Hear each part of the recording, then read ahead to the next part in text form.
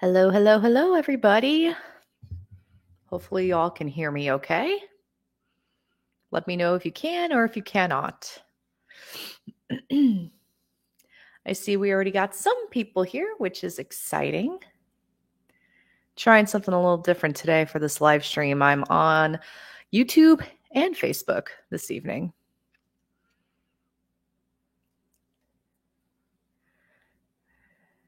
So, yeah. All right.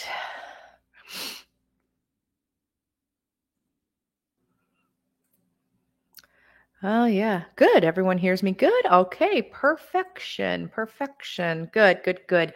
Okay. Well, let's go ahead and get this little live started. So, hi, Diane. Hey, travelers. Hey, Agravane. Hey, Ashley. Hi, Jude. Hey, Michael. Got a little Miss Callie here to join the stream. This is kind of what she's doing now. Hey, Cheryl. Yeah, I got a little Miss Callie here joining tonight. She was an unexpected guest, always invited. Let me close some things here because the bandwidth is a little tricky. Oh, thank you. Thank you. Yeah, she is a pretty kitty. She's my little baby. Yep. Aw, thanks, Ritual Coffee. Ritual X Coffee. Yes, Ritual and Coffee. Nice. Aw, thank you, travelers. Okay. What's up tonight? Yeah, so I was kind of a bad content creator the last week. I didn't record a video ahead of time. If I don't record by like Friday or Saturday, it's going to be very hard for it to happen. And I had two back-to-back weekends of events of conventions.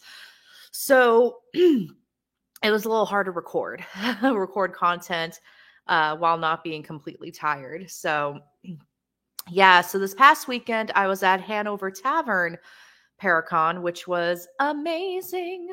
And then the weekend before that, I was at MarsCon. So, Michael, that is a great question. So, as I'm mentioning, since I didn't pre-record a video for my YouTube channel this week, I figured I would go live instead, so that still putting out some content, still touching base with you all. So yeah, this is basically a Q&A. So we're going to do this as a ask me anything type of stream. You can ask me questions. I can also just talk. I'm one of those people. I don't know if you ever seen that meme.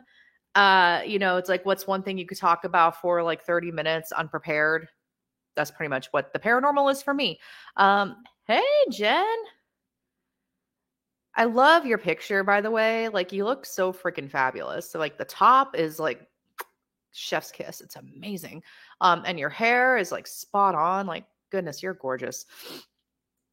Yes, Hanover was great. I was actually really I've never been to Hanover Tavern Paracon, so I didn't really like have any expectations. And with any convention, I try to go in with no expectations. Um I was pleasantly surprised. Like, I was actually at first a little concerned of where my table was because I was like, oh, I'm away from everyone. I don't know if I'm going to be able to make any book sales. Um,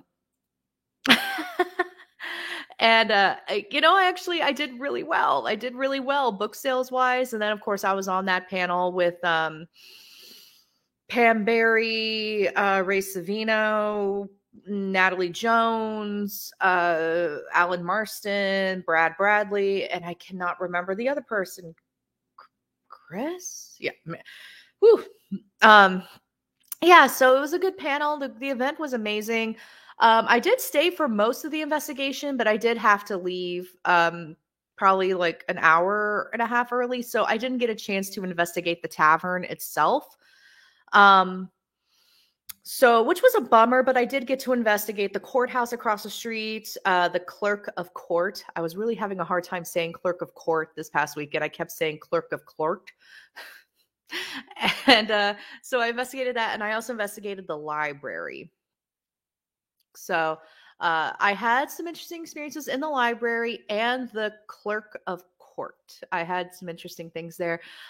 In the courthouse, Ron Yacovetti and Lourdes Gonzalez were doing their EVP, their ITC work in there. And it was really interesting. I need to, now that I'm thinking about it, I need to listen to that recording. I still need to listen to that recording. I don't know. Does anyone else here like have a really hard time keeping up with their data review, their evidence review? Because I'm terrible at it. All right, Cheryl, is your apartment haunted? Any location near you that you love to investigate the most? It's interesting you asked that. This apartment does have a few ghosts, and I don't think I brought them because I have a couple that I brought. We have Madison, she's on the top shelf. She requested to be on the top shelf, and I can share the story about that if y'all are interested in how I realized that. And then I have one with one of my Ouija boards, but it's a more recent spirit though. Then I have one that I can't quite identify, and there's at least two here. There's at least two, so that we're already here,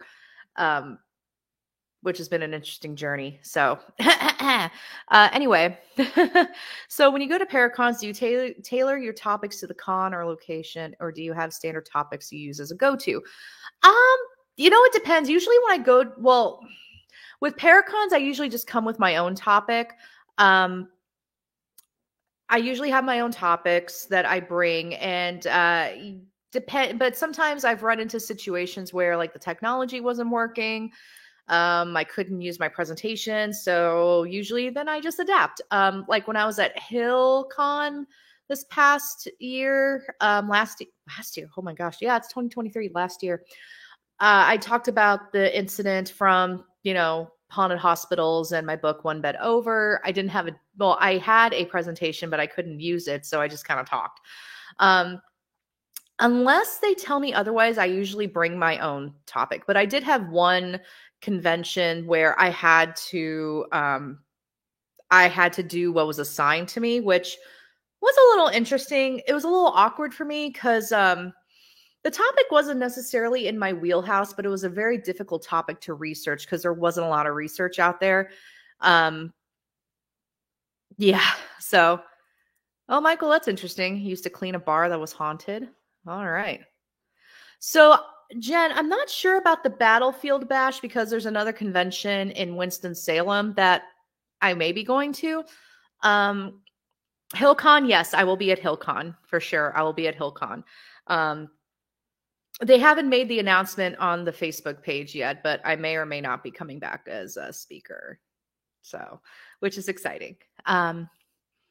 Okay, travelers, I will definitely tell the story. Yeah, great. I'm not the only one that's always, super behind on evidence review. Yep, it does. Because, if you're sitting there recording for 3 hours, that's 3 hours of data I have to review. And sometimes if it's audio, I'll just listen to it while I'm working because I do, design work as my day job. And then if I hear something weird, then I'll be like, oh, what was that? So, has Kelly ever reacted to those spirits? Actually, believe it or not, this little girl loves to sit in the lap of my haunted doll. She loves to sit in Madison's lap. It's so funny. Anytime I'll bring Madison down, like on my desk, no matter where I sit her, Callie will sit on her lap. Like it was something that Callie started almost maybe 2 months after I brought Madison home. Yeah, Callie and Madison are besties. It's so interesting. And that was my sign that, Madison's not malevolent or evil or anything like that. Cause, Callie will just get in her lap. It's so funny. Actually, I do have pictures of it. I'll have to find a way to show pictures. Yeah, it's actually really cute too when she does it. Hey, Spooky Appalachia. If y'all don't know Spooky Appalachia, definitely check out their podcast. It is, oh my gosh, I love it. It's short, digestible episodes, which is great for me, especially when I'm like driving or I'm doing long road trips and I'm driving someplace like Virginia Beach, Virginia, or I'm traveling past New York City where I have to concentrate for a certain amount of time. It's hard for me to listen to a longer episode of things, like an hour, 2 hour episode of a podcast, because I'll zone out because I'm like working on, driving safely. And then I'll be like, oh, where was I? Oh, I don't know what's happening. Oh, thanks. I appreciate you. I appreciate you filming that. Have you ever investigated the Cincinnati Music Hall? Going there the next month and wanted to know your thoughts. I haven't. I'm not too far from Cincinnati. Well, my family's not too far from Cincinnati, so I haven't been there. Maybe I'll be there in the future, but I'm really interested in hearing how your experience goes. Hey, Stacy. It was really good to meet you, by the way, Stacy, at Hanover Tavern. That's wild. Thanks. Hope we. Yeah, I need to catch up a little bit. I am a little behind. Hey, Sharon. Sharon is somebody that I've known since I was literally 5 years old. Her daughter is my best friend. So her daughter, Amber, we've been besties since we were 5, since kindergarten, literally since we were kindergarten. And this little girl is still hanging out in my lap. Oh, yeah. So I was going to talk about, it's great to meet you too. Be at HillCon. Oh, sweet. Sweet. Yep, I'll be at HillCon. I'll be the person selling books. Because, yeah. Hey, Megan. Hey. It's kind of cool to have, because I can see the YouTube comments and the Facebook comments. That's really cool. Super cool. All right. Let's see. I need to. All right. So let me tell the story about my haunted apartment. Nothing bad. So I did find out some history of the land around here. I found out some history of the land around here. So I live right next to the airport, to DCA Airport. Well, thanks, Jen. Thanks for stopping by. And I'll see you at HillCon. Yeah, so granted where I live, which is the DC area, I mean, the entire area of DC is built on essentially stolen land. And I promise this isn't like a woke thing. It's just facts. Like, this land initially did not belong to the people who came here. And, and of course there were a lot of plantations around the area. And like I mentioned, I live right next to the DCA airport, which was the site of the Abingdon plantation. So there's a lot of history surrounding that. If you ever go to the DCA airport, it's literally there's like a marker and some like ruins, like relics, like I want to say it's the chimney or the cornerstone of the house, the main house that's still up.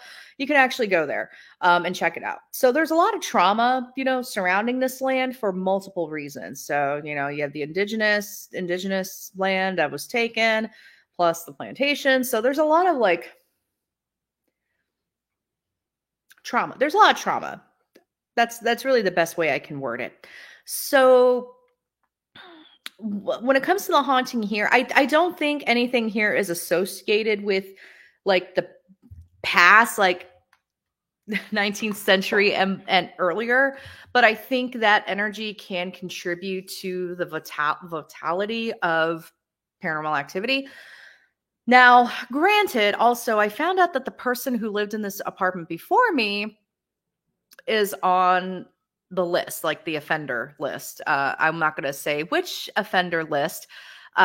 So we also have that energy to account for. And there was at least 3 or 4 people living in this apartment, and they all had different last names. And I only know this because I get their mail still.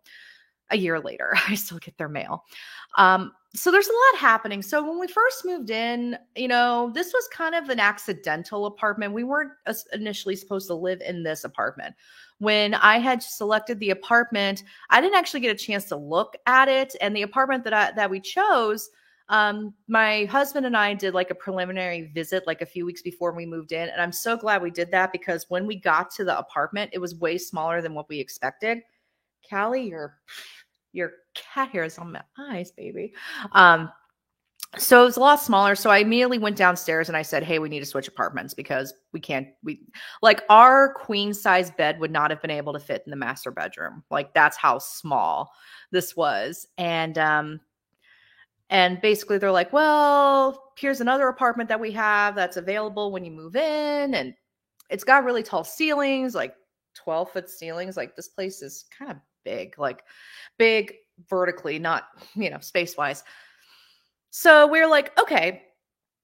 We came to this apartment. I really liked it. And so we took it. We took it. It was going to be a little bit more expensive, but we took it. About a week after we moved in, we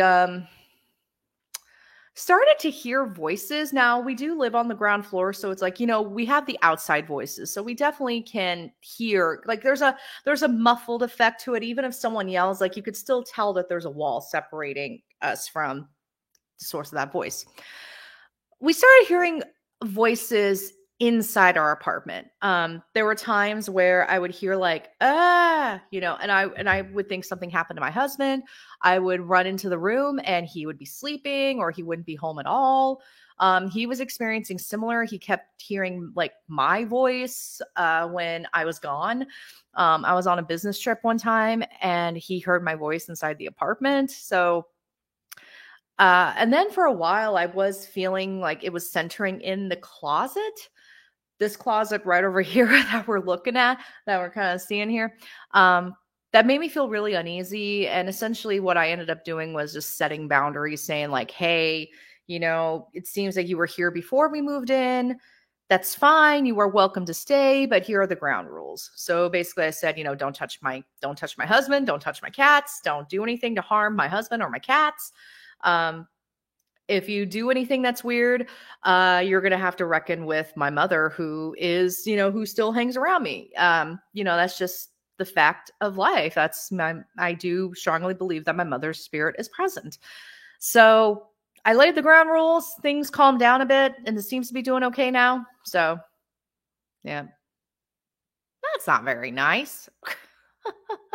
So Stacey, I'm using something called StreamYard. Basically I can see the comments all on one side and then I can just hit show or hide, which is cool, which is cool. Hi, Greg. It's so good to see you. All right, Cheryl, another awesome question. If you could take one piece of paranormal equipment with you on an investigation, what would you take? These days it's an audio recorder, because I don't know. I just find them way more convenient to carry around. And these days, I've kind of scaled back on how much equipment I bring. I used to bring like 3 cases of equipment, and then I would like have to jumble carrying it all. And then, of course, I'm always behind and reviewing data. So I'm like, well, why am I carrying all this equipment with me if I'm not even going to look at the or listen to the data or watch the data? So yeah, I would say definitely an audio recorder. If I'm feeling really energetic, then maybe a camcorder, you know? So thank you, Spooky Appalachia. I try not to be boring. Although not everyone finds me interesting, and that's so car. Aaron, what's your favorite way to ground and protect your energy? Ooh, that's a good one. The one that's lately been working for me is because I'm trying to open myself up more. um I don't know if it's like training myself to have like to be more intuitive or have abilities, but my intuition's been really spot on for the last couple years, especially with haunted locations and even with people. Like my intuition with people has become really spot on. In case anyone's interested on an update about Callie, she is sleeping. Look at her. So I'm like, well, maybe this is something I really need to start working on. But then there's that line. But then there's that line between opening myself up, but then not allowing myself to kind of lose myself, so to speak, or get overly emotional or invested or overreact or just get overwhelmed. Yeah, so what I'll do is when I ground, I do the super basic, going back to the foundations. I will stand in front of the location or wherever I'm doing, because I find myself, I have to ground myself often sometimes, especially when my anxiety is I'll do either one or two things. I'll either be standing and I'll picture my feet like growing roots from underneath, and those roots extending down into the earth and spreading out so that I feel more grounded. Another thing I do, and this is what I do when I have panic attacks, is I'll try to see what I can hear, what I can see, what I can smell, what I can taste, that sort of thing. I found that actually grounds me too really well before investigations. So who knew, my anxiety coping methods, can help with, grounding myself for investigations. Protecting myself, what I'll do is I'll set boundaries. That's a big one. Not just with, the environment, but also with myself, what's my limitations. And I'll usually imagine white light around me. That's kind of like Glinda's bubble from The Wizard of Oz. Nothing bad can come in, only good can come in. And that sort of thing. So I really just do like the really basic things. I know some people will have crystals with them. I tend to not do that. I don't do crystals. I like to work energy wise because, like I said, I'm trying to work on opening myself up more so that, Callie, you are very sheddy. I keep like picking fur off my face, but she's so cute. So I want to be able to control like the energy levels around me. So, because sometimes I'll be feeling really like bold and I'll be like, hey, no shielding today. Let's just go in and see how it goes. 5 times out of 10, it turns out okay when I do that. Okay. All right. I hope that answers your question, Erin. Okay. Why does Madison want to be on the top shelf? She's adorable, by the way. Yeah, so Madison's become a little feisty since the move. I'm not sure she was the biggest fan of the move, but here's a story with that. So originally I had Madison on the bottom shelf. So where you see my router, I had her right next to my router. And she kept falling off the bottom. And I thought maybe it was because of Callie, trying to sit on her lap. Because that was actually why I put Madison on the bottom shelf so Callie could sit in her lap.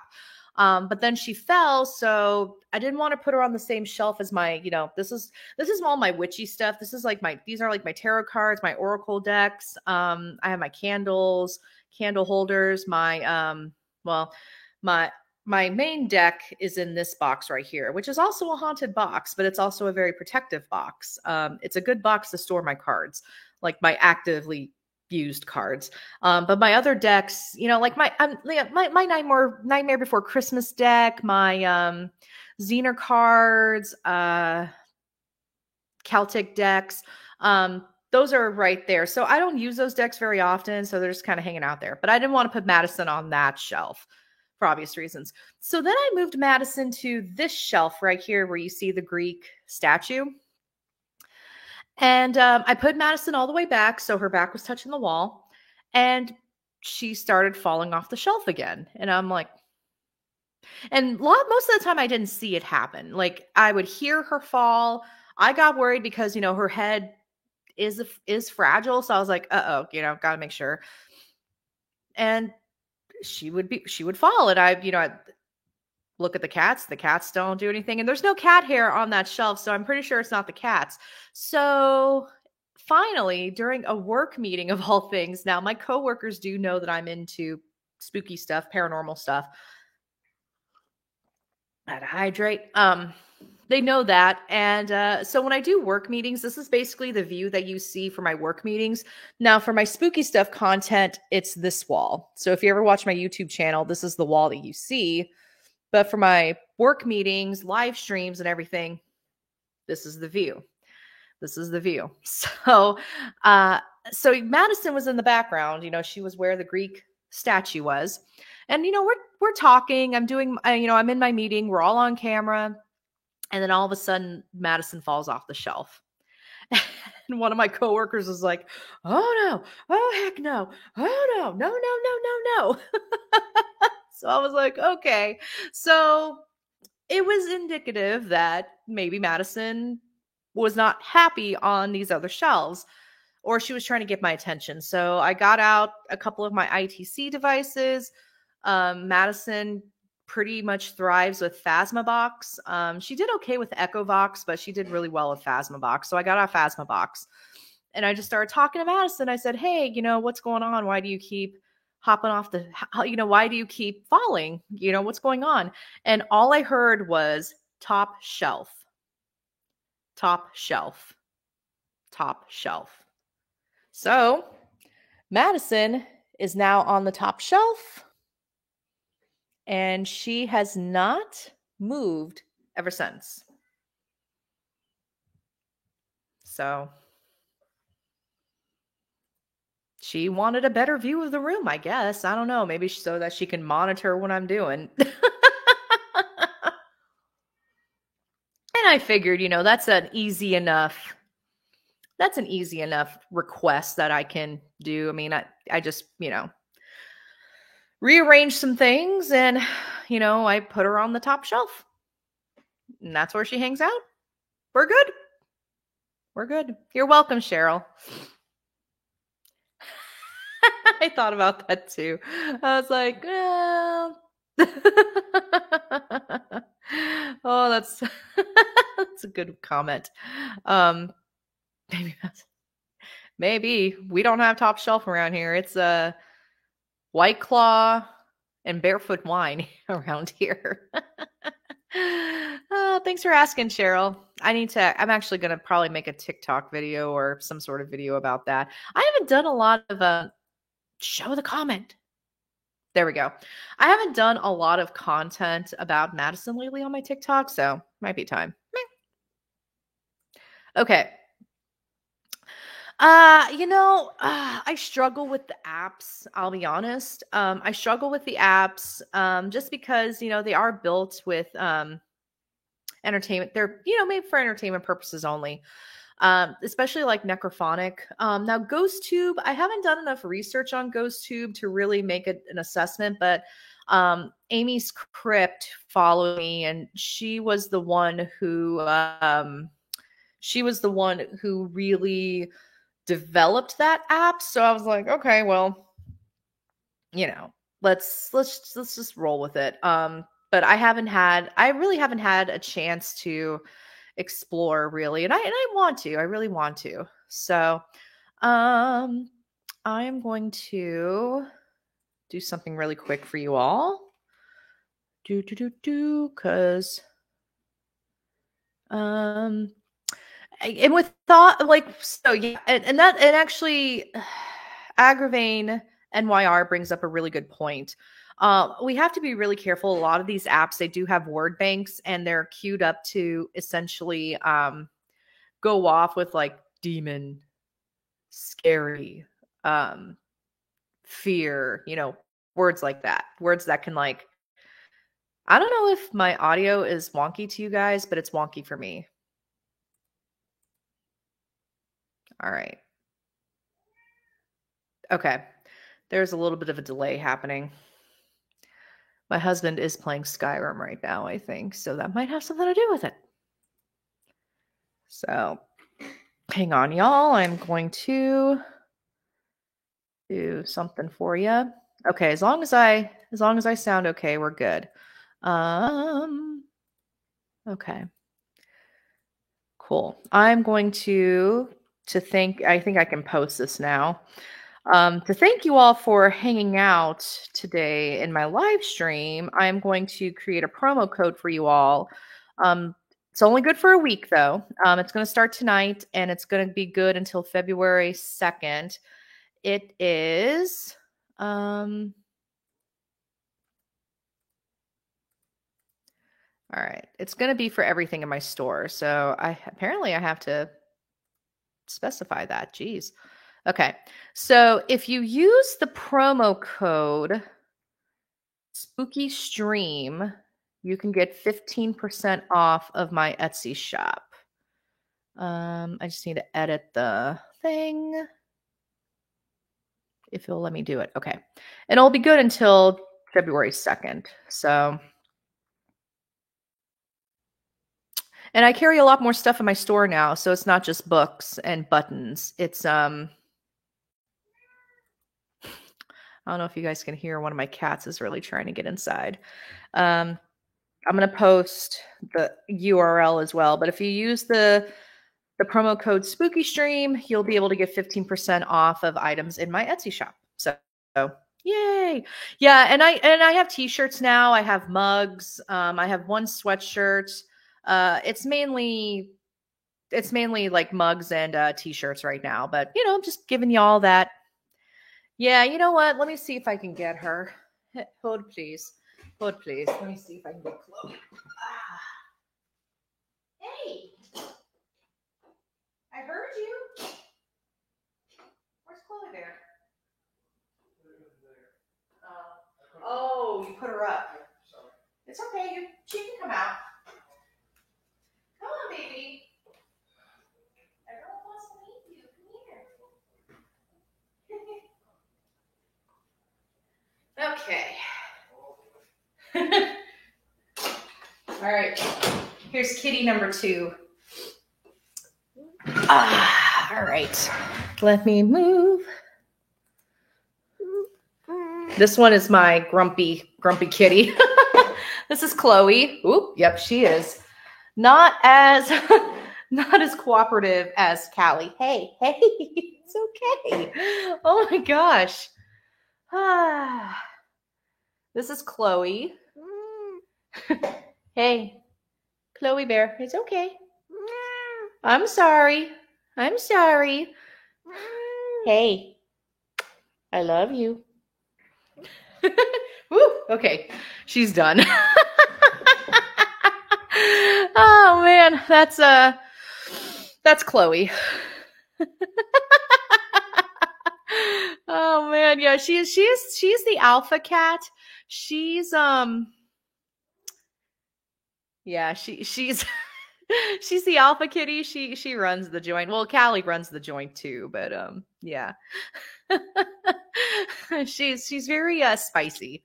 She can be very spicy. But what's the really funny about Chloe is then she'll suck on her paw. She'll go like, it's really funny.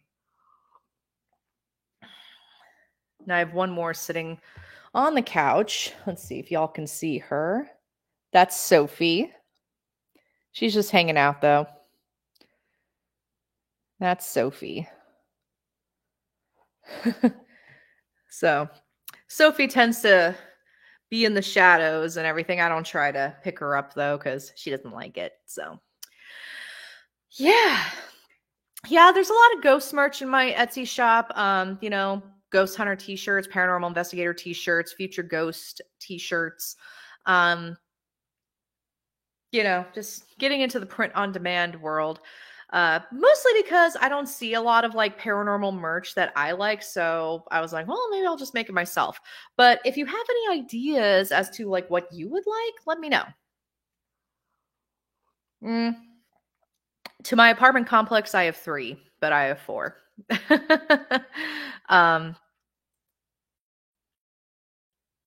Yeah, so there's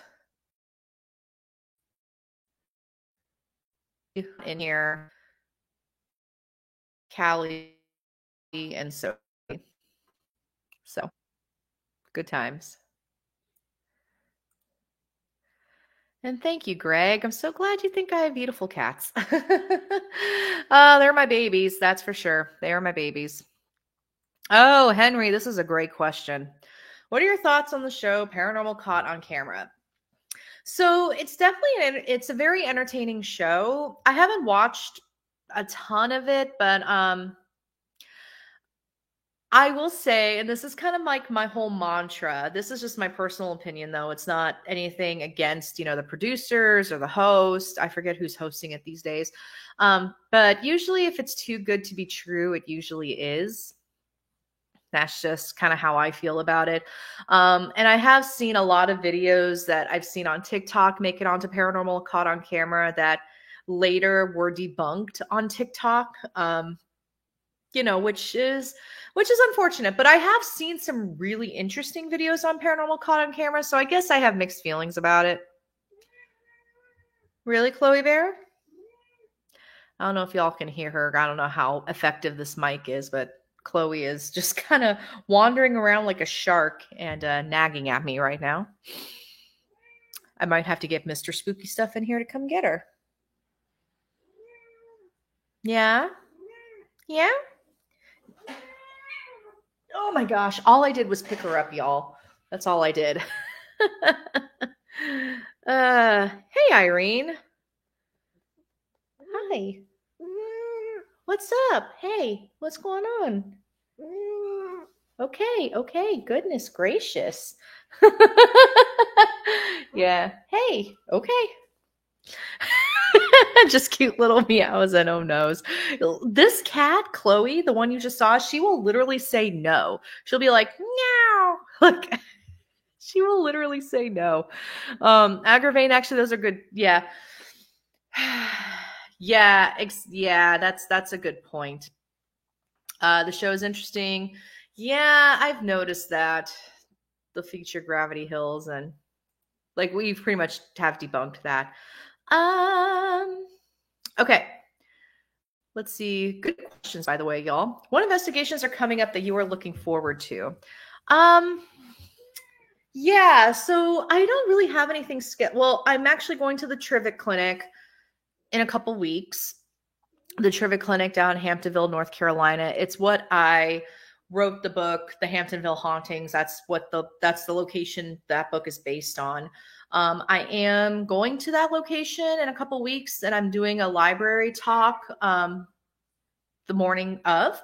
So if you're in Hamptonville, North Carolina, Union Grove, Harmony, Charlotte, Statesville, North Carolina, in that area, feel free to stop on by. I'm trying to get the details about the library talk, the library presentation, so I can share it on social media, because I feel like there'd be some, some interest. Yeah, and then I'm going to try to go to Hanover Tavern this year, since I wasn't able to go to the tavern itself. And I'm hoping to go back to the Cabin on 360, and as well as maybe if it's available and accessible, maybe Fleetwood Church. I think that would be an interesting one. Yeah. So, Chloe, really? What's up? I would love to go to Japan, Irene. That's my husband and I do want to head out too. What's up, Chloe Bear? Hang on, I think she wants out. Chloe, you want out? Come on. There you go. That was it. She wanted out. Okay. Okay, here's a great question. What's your advice to people experiencing paranormal? First advice, I would say, this is really funny, Chloe out. I would say get a contractor or a home inspector in your home if possible, just to rule out anything spooky. I know there are some inspectors out there that will do like free consultations. When I do paranormal investigations in homes. I do residential cases, so this is something I do quite often. Thank you, Cheryl. It was really good to see you. Have a good night. Yeah, so I would say first and foremost, do that. The second first and foremost would be, don't panic. Depending on the type of activity, if it's passive enough where it's not like completely turning your life upside down, I would ignore it as much as possible until you can get more information. Doing historical research on your home will help a lot. So, yeah, I hesitate to tell anybody to engage with the activity because you don't know what you're dealing with, and that could be either a good thing or a bad thing. 9 times out of 10, though, I will say that the cases that I've done, it's like the spirit of a little old lady who just wants to be ignored and mess with the cabinets in the mornings, and that's it. But then, of course, we do get sometimes the more intense hauntings where there's something a little bit more going on. But I usually say try to call in a team as soon as you can and really vet that team as well to make sure that they know how to investigate for one, because you'd be surprised how many people are like, oh, I watched Ghost Hunters and now I want to do that. And then they just go in and start going into people's homes and then just totally starting a huge ruckus. And then that turns into a bigger problem that me and my team usually have to clean up. Yeah, so definitely talk to a team, a local team, if possible, because they'll be close by if they, if something comes up and you need help, that sort of thing. But yeah, I try not to give it attention right off the bat because again, you just don't know. So really just trying to explore what it could be, do the research. That might be the second, first and foremost. Yeah. And call a team. I haven't watched Fright Club yet. I want to though. Ooh, Irene, 2 residentials coming up. Good luck with that. I'll be thinking of you for sure. And then Stacy. Oh, yeah.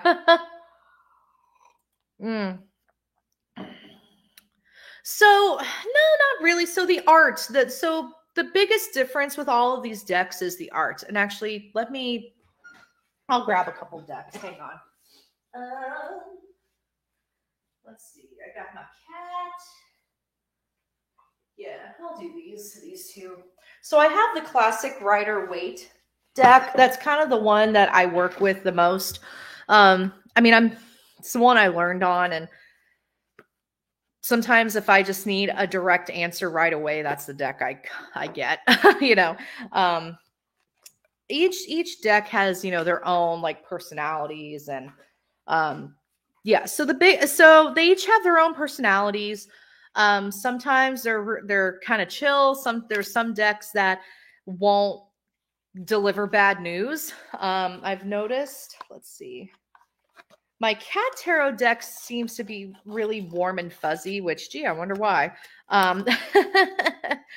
Let's see. I'm going to see if I can find 2 cards that are okay. We might be able to do that. All right. Let's see. I have my Nightmare Before Christmas deck. Let me do that one. I love my Nightmare Before Christmas deck, by the way. Oh, here we go. Perfect. Okay, so maybe I'll do some tarot readings one time. All right, so here's the Magician with the Nightmare Before Christmas deck, which, makes sense. And here's the Magician for the Cat Tarot deck. So sometimes depending on what the art is, it may resonate more with somebody. Like I said, I tend to use the Rider-Waite deck because I'm the most familiar with that and the thoughts and intentions and meanings behind each card. And then with the Cat Tarot deck, like I said, this one tends to be more warm and fuzzy and it's very gentle, which, is fine. I haven't gotten a chance to get to know the Nightmare Before Christmas deck too much. I need to actually sit down and spend some time with it and get to know it and let it get to know me. And yeah. So the art's going to be the biggest difference. And then sometimes depending on who designed the deck or who created the deck, they may create that art with different intentions. One of my favorite creators is Shanna Stoker. She is kin to Bram Stoker. She actually designed a tarot deck as well. And the art in that is, oh my gosh, beautiful. I do want to get one of her decks sooner rather than later. Yeah. Let's see. So yeah. So really it's just the feelings with the deck. All right, travelers, what's your opinion on investigating cemeteries? Should it be left alone? I tend to view this as a case by case basis. So personally, I don't really have a big issue with investigating cemeteries these days, as long as people are respectful and they're fairly reserved and quiet, not holding, equipment and going like, being obnoxious. If they're quiet, reserved, and subtle because, these cemeteries are still places of mourning. So, we have to keep that into consideration. Um, I don't necessarily have a problem with it, but for me, honestly, most cemeteries I go to don't have activity or they're not haunted. I mean, I know for me, if I was a person or a ghost, if I were a spirit or a ghost, I would not want to hang out where my body is. And the spirits that I have interacted with in cemeteries, they're not actually buried in that cemetery. They're just passing through. But if there's a spirit that wants to talk, I know for me, I will not seek them out.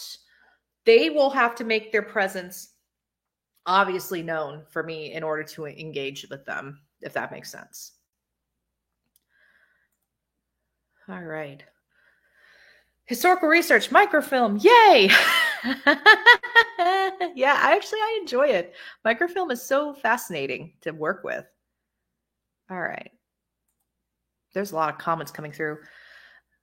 Oh, that's cool, Donnie. You're a home inspector, paranormal investigator. Oh my gosh, the fact that you're an inspector and that's amazing. It's definitely if any of y'all are interested in doing residential cases, surround yourself with people like Donnie, who are very well-rounded and resourceful. Advice on historical research. Where to go find stuff. Okay, so I would say Google is a good start. Wikipedia, I'm going to say Wikipedia is not a bad place to start, but don't look at the Wikipedia articles. You look at the sources at the bottom because the sources are going to be your jumping off point. I would say you would want to try to get down to the primary source as much as you can.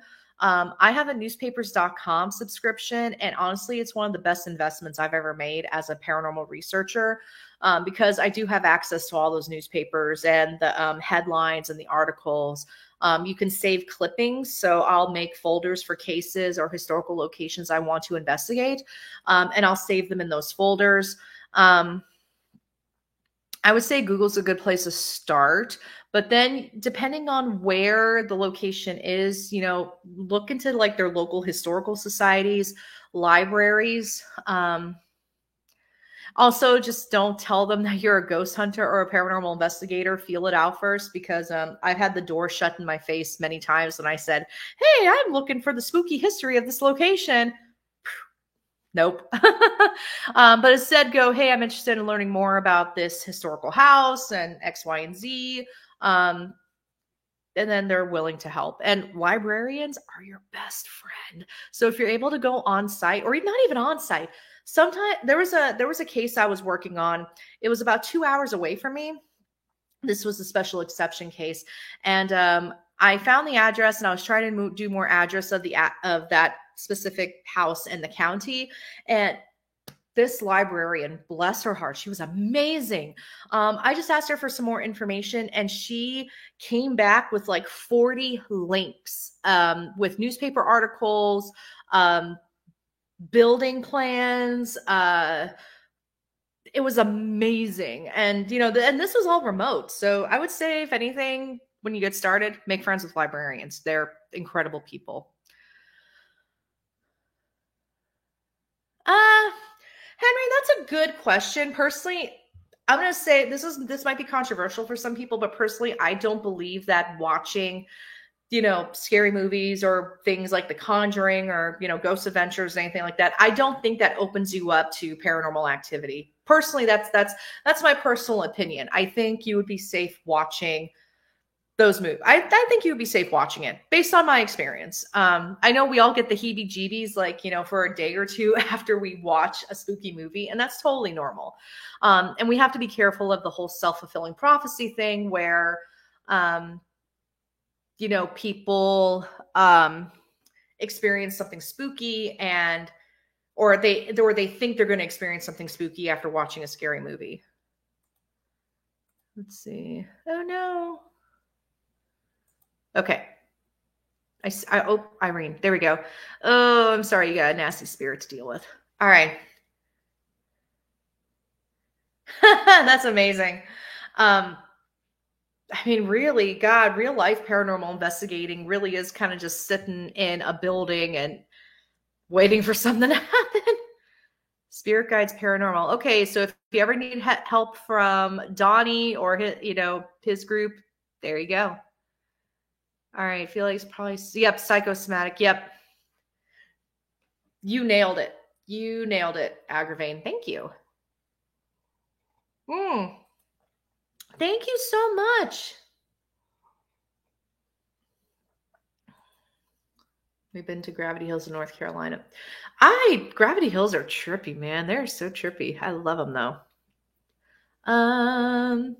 Oh, thank you for buying my book. Oh my goodness. Thank you. Hey, thank you so much. I appreciate that. That's amazing. Thank you. Yeah, Dacre Stoker is really cool. I've actually met him twice. I've met him twice at Con Carolinas. And we're Facebook friends. Oh, that's cool, Shauna. The cemetery, so my closest cemetery is actually Arlington National Cemetery, and I cannot do any spooky stuff in there. Like, there's a dress code to go to Arlington Cemetery. So, I thought about getting dressed up a little bit or dressing nicer and visiting. I haven't been to Arlington National Cemetery yet, and I live like 5 minutes away from it. It's a shame. I definitely need a visit. Yeah, so in this case, actually, this brings up an interesting topic. So it's kind of a mixed bag because with a place like Arlington National Cemetery, it's like, oh, you shouldn't be doing any sort of spirit communication there because it's very somber and they have a lot of rules. But on the flip side, it makes me wonder, like, if there were spirits in that area because that land used to be Robert E. Lee's land. Are there spirits there wanting to talk, but no one's like really listening, So I don't know. That's one of those catch-22, but would it be disrespectful to go? Probably. The cemeteries are active. That's interesting. I haven't used Necrophonic enough to really, I've used it a little bit, but I have mixed feelings about it, but I'm glad you're having success with it. Oh, Harriman Hospital. Yeah, the Ronnie, who owns Old South Pittsburgh Hospital, I think they own Harriman Hospital as well. All right. I also live like right next to Old Town Alexandria too, so there's a lot of old stuff in that area, and there's so much happening. We were in Hartford City, Indiana, stopped in a local coffee shop, and they had all the old high school yearbooks there. That's amazing. You know what's funny? My orthodontist in San Diego had the same thing. I guess it was because all of his patients went to this certain high school, and so he would always have all the yearbooks there. It's kind of interesting. Yeah, definitely sign up with newspapers.com. To me, that's like one of the best investments you can have as a paranormal investigator. Even if you're not a historical researcher, it's a great resource to have. They need to do a referral link or something because I preach about newspapers.com. Librarians, I will say it. I will say it until I can no longer say it. Librarians are amazing human beings. So amazing. Yep. Librarians are our heroes. All right, Stacy, thanks for stopping by.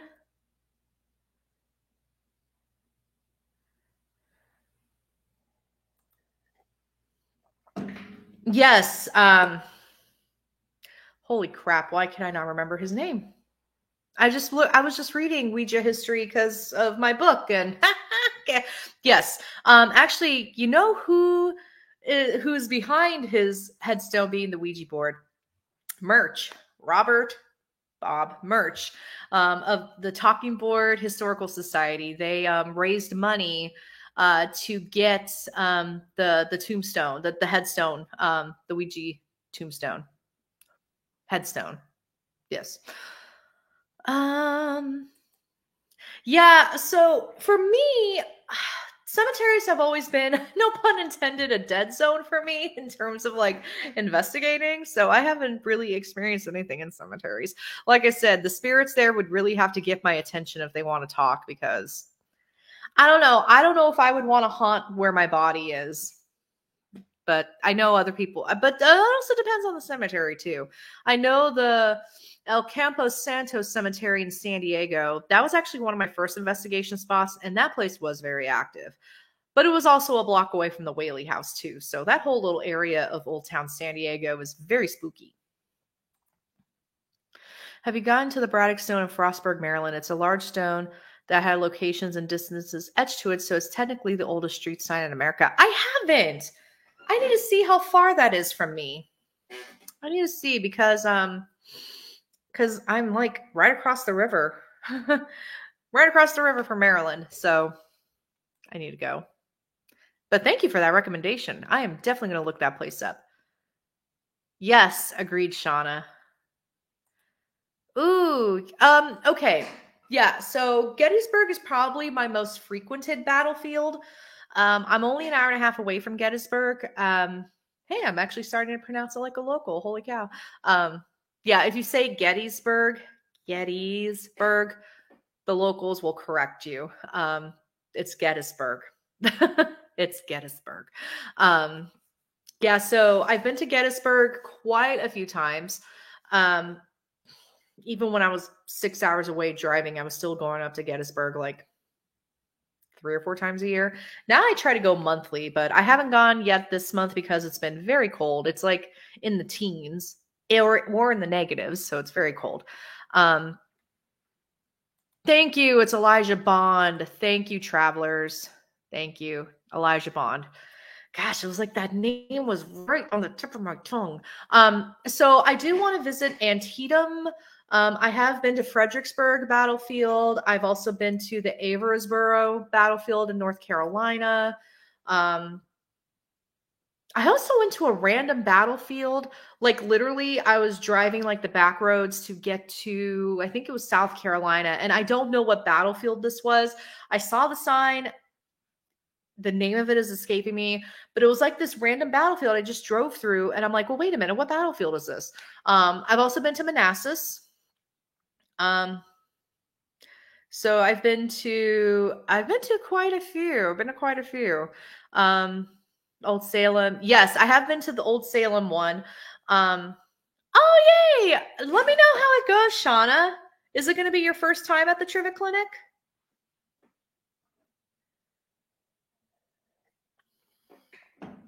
It's a great place.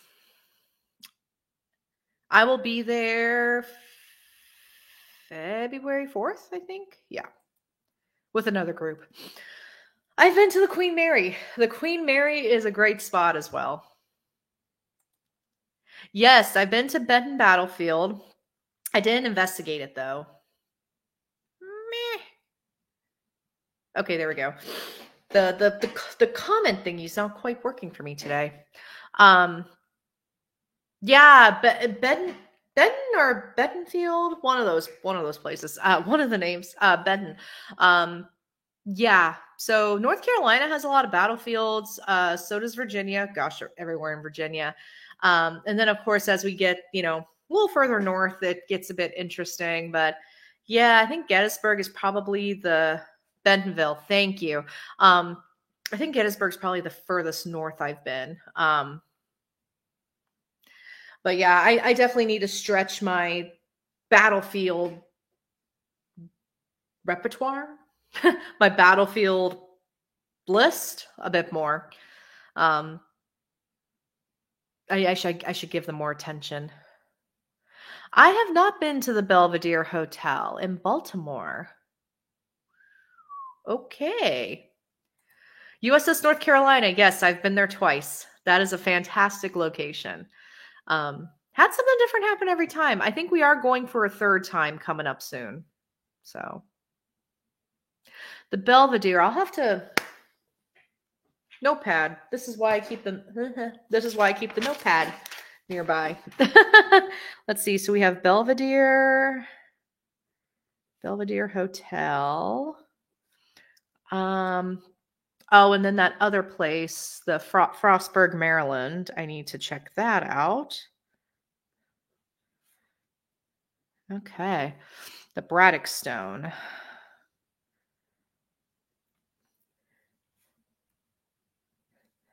Another thing as a paranormal investigator, always have a notepad, a notebook with you because you never know. Cool, Sean. I'm so glad you saw my video on it. Battlefield Horizons. Yeah, we could call that. Yeah. Expand my Battlefield Horizons. Yeah, Wilmington has a lot of spooky places like the Bellamy Mansion. There's a lot. Ooh, Don Bell. Okay, I will look that up. This is how the research starts, by the way. It starts from, hey, have you ever been to? Yeah, so I've investigated the Brookstown Inn, but this was like back in 2013. They're owned by Wyndham now. Unfortunately, they're not very open to like their spooky history. Because I actually contacted them about booking an investigation, like maybe booking 3 or 4 rooms for an investigation, and they were like, absolutely not. Things may have changed in the past year, but I think it's probably because they're owned by Wyndham now that they're not super like, yay, ghosts. But that whole area, Old Salem, is good. I have a team member in Winston-Salem, actually. Braddock Stone. Yeah, I think it would be good for residual. Come back. There we go. I think it might be good for residual, like maybe just residual energy, but also it's a cool history tidbit. Why not? One can only imagine what that stone has seen. Like, yeah, yep. That's, I have a couple of rabbit holes I'm going to be going down after this. That's why I love doing these live streams because y'all give me little tips and hints and things to explore more. I asked an Airbnb about being haunted, and the woman was like, I feel like I have to back up. Like, no, we're not haunted. I love it. That's how it happens a lot, though. That happens a lot. Ritual X Coffee. Yeah, thank you for coming. Thanks for stopping by. Yeah, so there is a haunted Airbnb in Wake Forest, North Carolina. And it was funny, like I was actually considering booking it, but it's kind of expensive. But also, I don't know about, it was on the show Ghost Brothers. I don't know, for some reason that particular room gave me the heebie-jeebies, and I don't know how I feel about staying there overnight. And usually if I get those like bad heebie-jeebie feelings, I'm like, maybe I should listen to them. I get in trouble if I don't listen to those bad heebie-jeebie feelings. That's awesome though. All right. Yeah, Shauna. So my team is called the Association of Paranormal Study. Yeah, so we're based in Virginia and in central North Carolina. I was living in Raleigh, and then I got a new job and I moved up to Virginia. So now we're based in North Carolina and Virginia. Do you believe places can hold memories? I do. Yeah, I know that the stone tape theory is kind of controversial these days, especially since a geologist did kind of come out and say that rocks don't hold energy. But at the same time, I feel like, like, have you all ever walked into a room after 2 people were fighting? Like you wouldn't have known they were fighting, but you can feel that tension in the room. Like, I feel like, that's it can hold energy, and memories are a source of energy. So yeah, for me, I do believe. Oh, my cat's being really cute right now. She's so cute. Yeah, I think places can hold memories, and I think they can replay memories as well. I mean, Gettysburg is the perfect. Hey, I did it again. Gettysburg is the perfect example of that. So that's funny. That room was haunted. Hey, Rochelle. Nice to see you. Giving a shout out to Rochelle. Oh, nice, Shauna. Yeah, I have a team member in Winston-Salem. Hey, Hey, oh, Daggermate, Meg. Residual hauntings or place memories. Yes. Oh, we can definitely get down the supernatural rabbit hole here. Hmm. Hey, travelers. Yeah, we got some love going on here. I love it. All right, my cat's being super cute. Hang on. Let me look how peaceful she is. That is a good sleep right there. You can't see. I know, she's like burrowed like a little rabbit. Oh my gosh. She is being super cute. Oh my gosh. Hey. Okay, I won't bother you. She does. So Callie makes this hello. Okay, that's not a favorable angle for me. And now you can see the litter box. So Callie makes this sound. She's like, you know, she's turning 18. I'm sorry, did I wake you up? Oh, she made a little sound. It's really cute. Yeah, Callie kind of makes these grumbly sounds now, but she's 18 years old, so she's getting up there.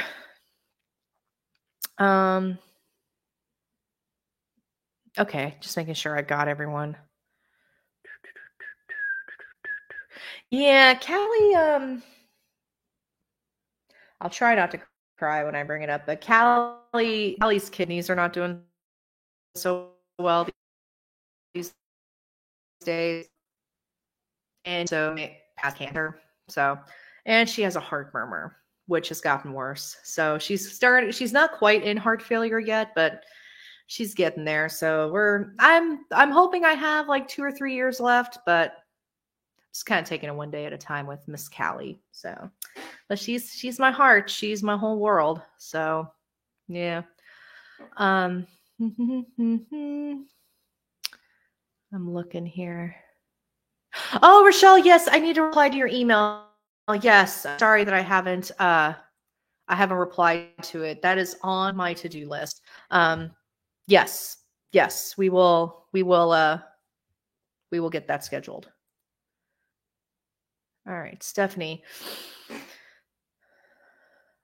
Stephanie, I mean, since I wasn't there, I can't really say, but considering you had that feeling as you were leaving her funeral, it could very well have been her. I know people have reported similar experiences. Yeah, it's, things like that happen.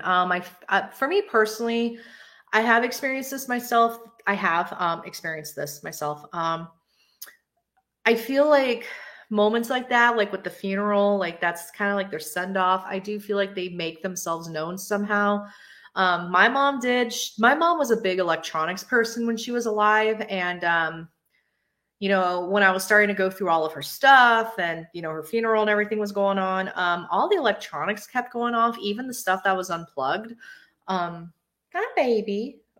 Even stuff that was like short circuiting and everything, which was weird because the stuff didn't have batteries in it and it wasn't plugged in. But I feel like that was my mom's way of letting me know that she was okay. Yeah. Hope my child isn't whole memory. I made a YouTube video about this a couple weeks ago, but apparently the current owner of my childhood home hears my voice, which I'm like, oh, some shenanigans happened in my childhood home. Do you think Ouija boards are evil? Can be good?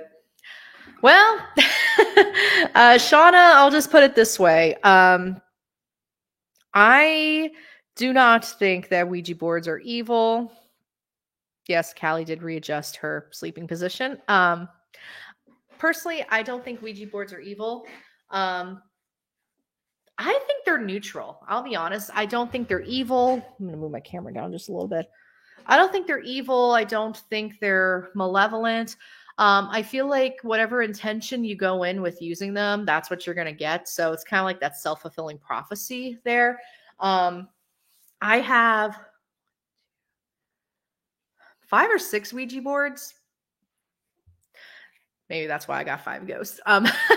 But nothing bad. If I have any activity, it's fairly mellow for the most part, except for hearing the voices, but nothing that's like scary. I don't think they're evil personally. I feel like they've been given a bad reputation for sure. I do appreciate the work done by the Talking Boards Historical Society. You know, when you look into the history of the Ouija board, and the Ouija board is the branded version of a spirit board or a talking board. So I think they're neutral. That's the word I can say. I'm not going to say that they're good, but because you never know. I know people who have had negative experiences with the Ouija board. So, let's see.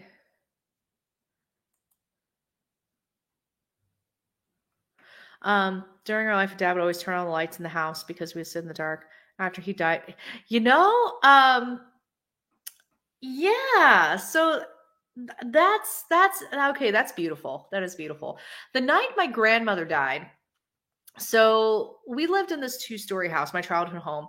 And I would always have the stair light on, and my grandma would literally crawl up the stairs and turn off the light. And she would always nag at my mom or me saying, "You need to turn off the lights at night." You know, very, you know, that was like the thing. And the night that my grandma died, I left the stair lights on. And when I came downstairs the next morning, you know, after my grandmother died, my mom asked me, she said, "Hey, did you turn the lights off last night?" And I said, "No." And my mom looked at my aunt, and my aunt looked back at my mom, and they were like, and I said, "What?" And they're like, "Well," and they said, "Well, somebody turned the lights off last night." So now there was a switch at the top, and then eventually we did add a switch to the bottom. But nobody turned off the lights, so somebody did. But I think that was my grandma saying that she was okay. So I was trying to watch Magic Mike in the living room, light turned on, so I turned the movie off. Oh, yeah, that's all. That's awesome. That's sweet. Yep, this is a great way to sum it up. Ouija boards are a tool. Mm-hmm. And your attention is what matters. Yes.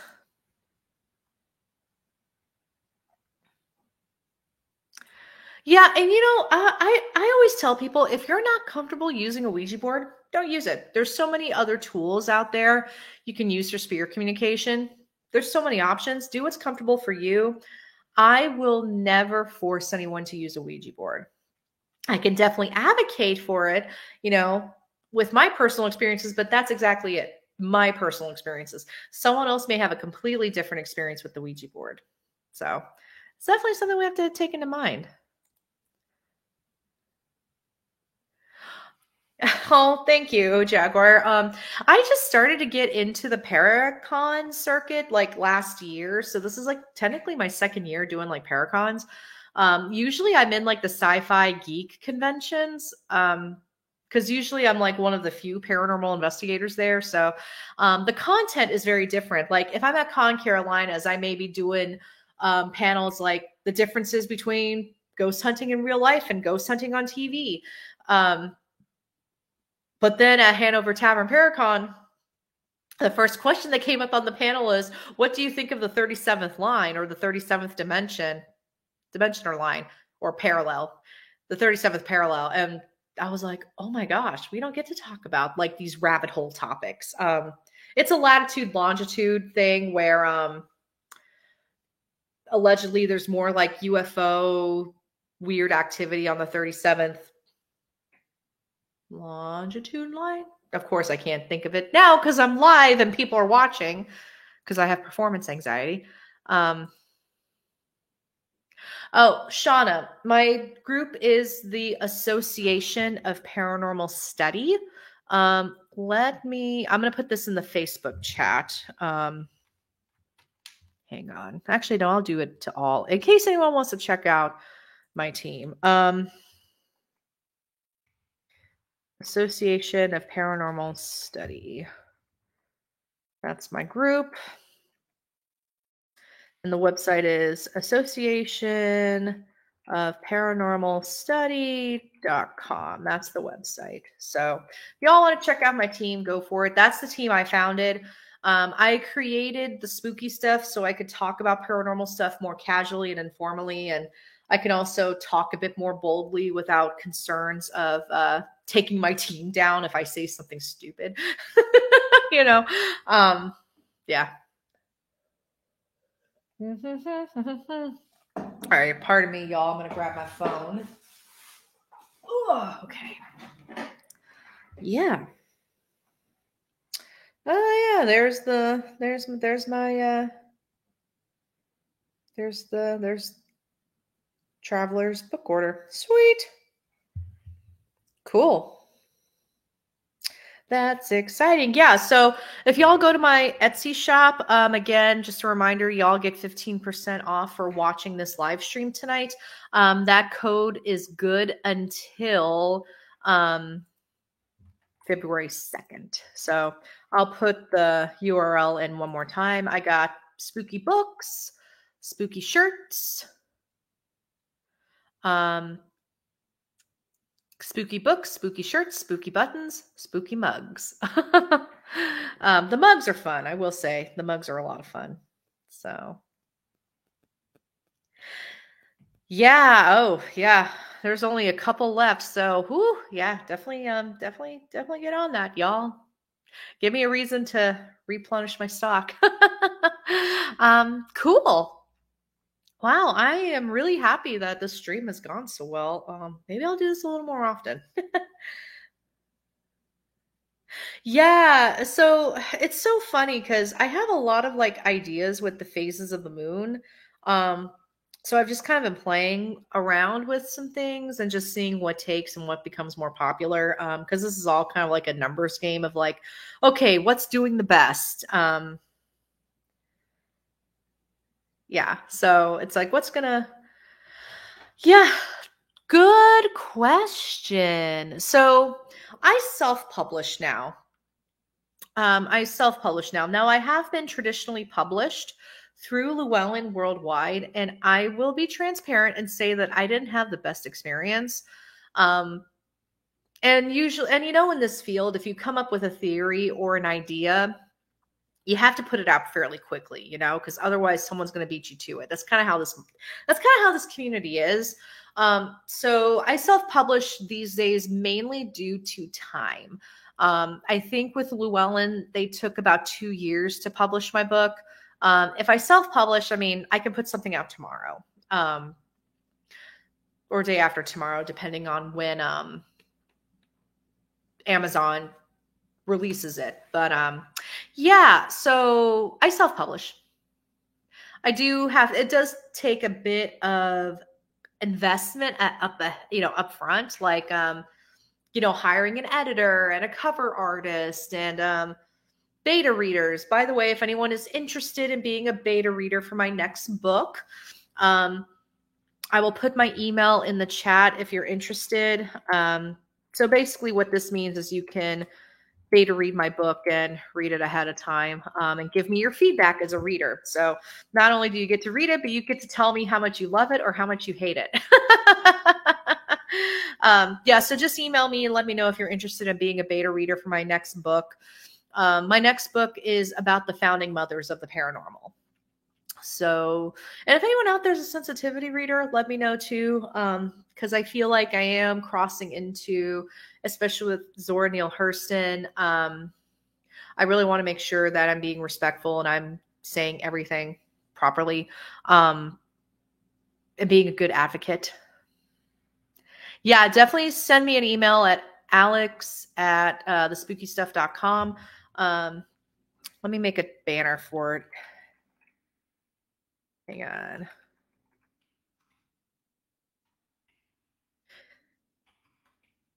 And you'll get a free digital copy of my book. That's the big incentive. That's the big incentive. So all right, can we hit show? Can we do 2 tickers? Yes. Okay. Well, we can just do one. That's okay. This is an important one. Yeah. So shoot me an email. I have a couple of beta readers so far. I'm looking to have at least 3 or 4 more. Because, feedback is important. I want to make sure that, I'm representing all of these women properly and respectfully. Some of them I do have to approach with a bit more neutrality because some of them are a little controversial. Some of you all have already emailed me. That's amazing. That's awesome. Sweet. Okay. That's amazing. Oh, I love it. I love it. Cool. Well, I'm hoping to get this book out by the Haunted America conference. That's the goal. So,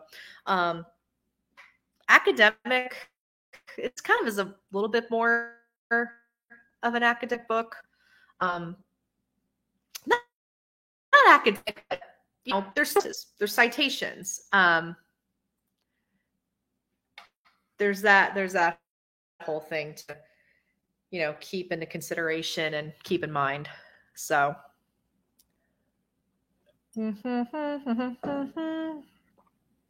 oh, okay.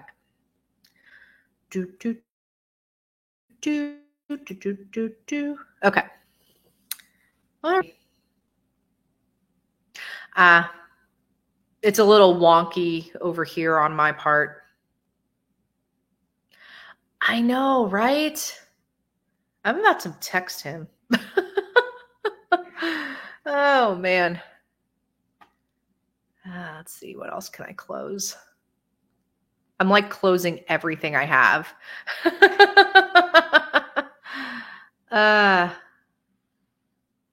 We're just going to write it out. Just write it out.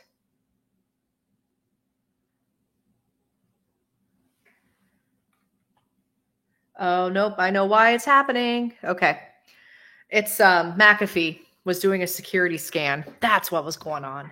Boo! All right. McAfee is a blessing and a curse. Okay. All right. We're back on track. Cool. Awesome.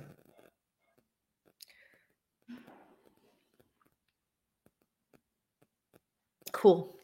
All right. Send email. Awesome. All righty. Cool. Let's see. We're about at 9:22, so I'm gonna turn into a pumpkin at 10 o'clock. If there's, put in your questions if you have any last minute questions. Otherwise, I will. Callie cat hair. Otherwise, I'll wrap up. Yay! The lag is gone. Woohoo! Hey, Kira. I don't think I had a chance to say hi to you yet.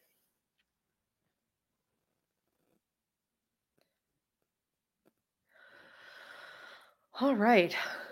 So I think everyone who's emailed interested in being a beta reader has done that. I'm going to go ahead and switch this back. So if you haven't gotten the discount code yet, Spooky Stream, it's good until February 2nd. So check it out. And then what's the most haunted place you've been? Ooh. So that's a mixed bag. It's probably going to be either the Trivik Clinic or the USS Hornet in Alameda, California. Trivik Clinic. I don't know if you've been to the Trivik Clinic before, Shauna, so I don't want to I don't want to taint I've already tainted you though by saying it's one of the most haunted places I've been to. It's a good place. Yeah, so let's see and then the USS Hornet, that's like the one place that I've actually seen I've seen activity in front of me before, but it's very rare. At the USS Hornet, I was in the sick bay with my friend, and we were trying to get the spirits to talk, like we do on investigations, and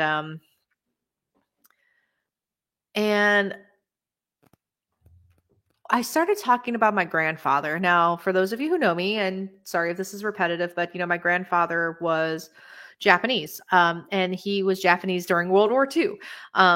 Japanese American. He was actually born in Hawaii. He wasn't born in Japan. No, love you too, Sharon. Ooh, go Aztecs. It's my alma mater. A lot of people's alma mater. Go Aztecs.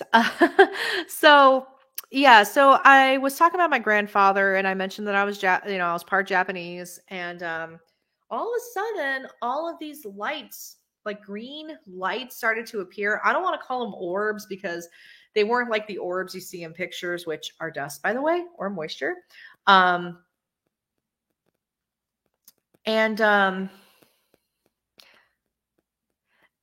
And what was interesting about it was like these green balls, it's like they emitted their own light, which was it was interesting. And to the point where we got up, we turned on the lights and we were like trying to find a source of the lights, and we couldn't find any.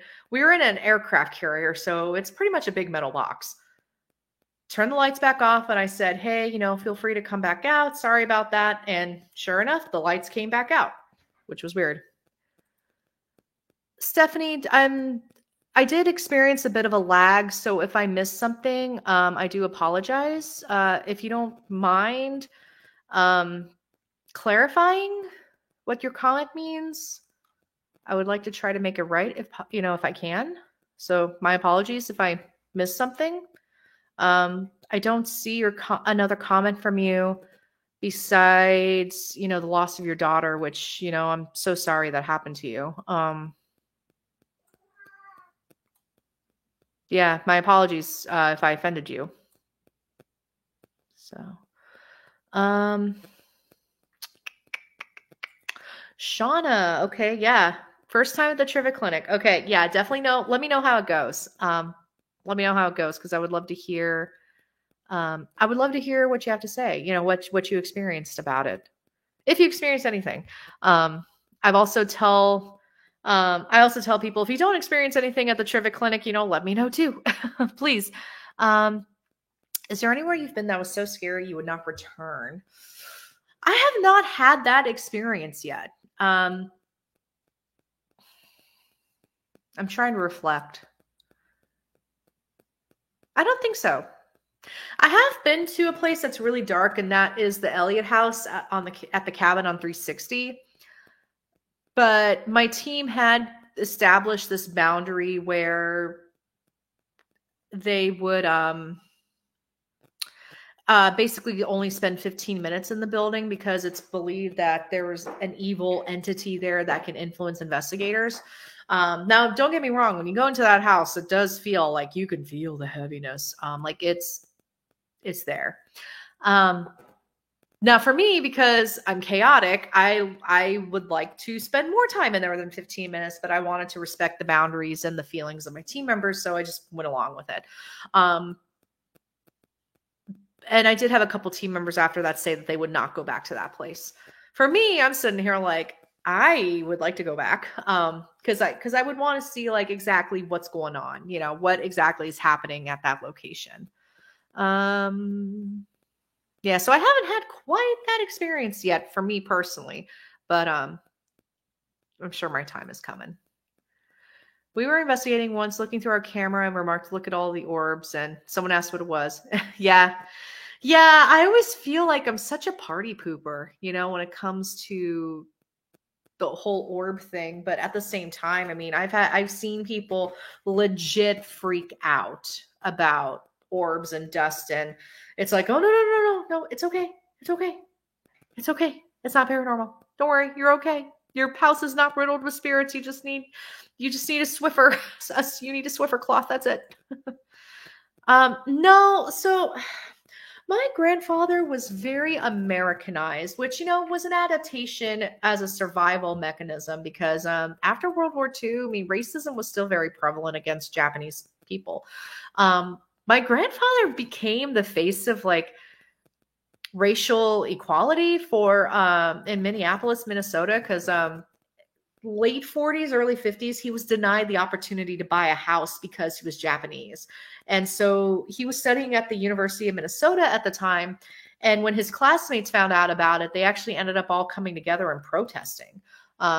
We didn't even know about it until a couple of local reporters reached out to my uncle, because my uncle has my grandfather's name. He's the second or junior. No, I think he's the second. And he was like, I had no idea. And then he emails me and he's like, did you know about this? And I'm like, no. So, so we learned a lot about my grandfather's history that he never shared with us. So he was very secretive. And plus he grew up in Hawaii. So I don't know how much exposure he had to Japanese folklore. Now I do have Japanese family who aren't based in Hawaii, but they're based in Japan, that have shared some really interesting stories with me. And they're like, oh, yeah, you would really like this. And knowing that I'm into spooky stuff and everything. So, yeah. Yeah. There's your fur baby. See any spirits? Yeah. So, I've had my cats watch things that aren't there, but sometimes I wonder, I'm like, oh, is that just a bug? But um like I mentioned, I mentioned earlier, I think, oh, you weren't here yet. I did mention earlier that Callie likes to sit in the lap of my haunted doll, who is right there. Callie loves to sit in her lap. She doesn't do that with any other dolls that I've had, not even my teddy bear. She likes to sit in Madison's lap. So it's which tells me that Madison's not bad or evil or anything. She can be a little snarky, but yeah, for the most part, and sassy, but not evil. We're at the Crescent, and the woman was showing her photos, but Agravine explained how it was light reflection. Then the woman wouldn't show any more pictures. That happens.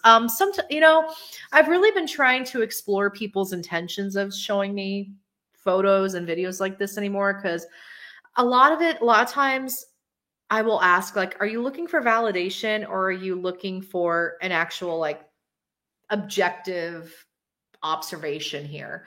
And I just ask that now. I know some people think I'm a jerk for asking that. What's up, Sophie? Yeah? Yeah?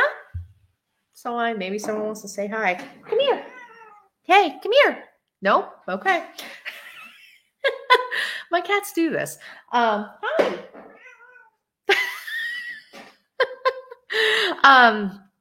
And I know I try not to come across as a jerk when it comes to that.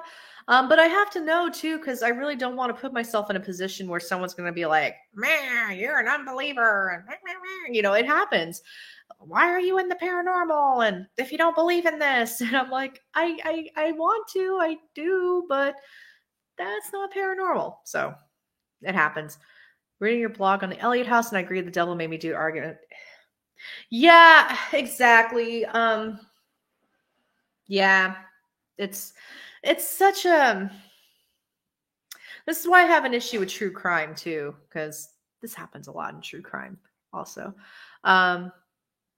Oh, that's unfortunate. Okay. Yeah, that's a good point. I should say she had just taken the picture, and if it taken at a different place or time, probably would not have it analyzed so carefully. Yeah. Okay. Yep. So, I'm going to back up a little bit so my head can pop up. Some of these paranormal shows that I watch seem to get all excited when they hear a noise. Most of the locations are abandoned. Could just be a raccoon or something making the noise. It drives me nuts when they associate everything with something paranormal. Yeah. It's the classic, what was that?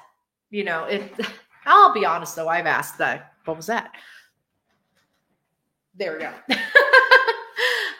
Yeah, no, I agree. Especially with these abandoned places, especially if they haven't had a good round of pest control, it really could be anything. It really could be anything.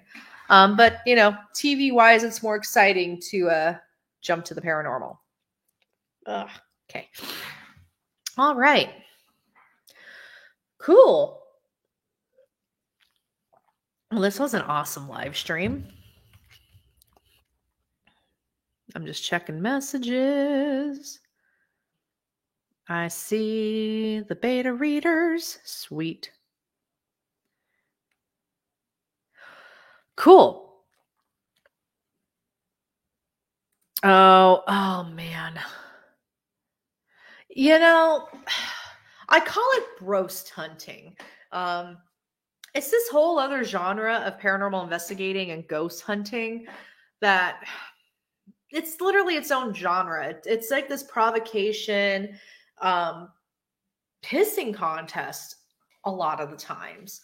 Um, where it's like they try to challenge the spirits, and I'm just like, why are we doing this? Why? What's the end goal here? Drives me nuts.